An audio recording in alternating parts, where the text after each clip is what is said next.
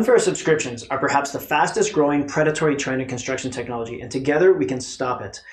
Subscriptions were designed for instant value products such as magazines, Netflix, or Amazon, where the subscribers saw instant value from the moment they subscribed. They were not designed for complex software that requires laborious setup and configuration. Like, people would never subscribe to Netflix or magazines or Amazon if they had to write the articles, edit the movies, or set up the distribution centers before they saw value from the product. But in construction technology, this pricing model somehow made it to complex products, and people are paying subscription fees without the product being live, and they're being misled on the complexity and cost of the adoption. So here's what happened. Financial investors love subscription models because their spreadsheets look nice and pretty, and they can project predictable revenue in unpredictable markets.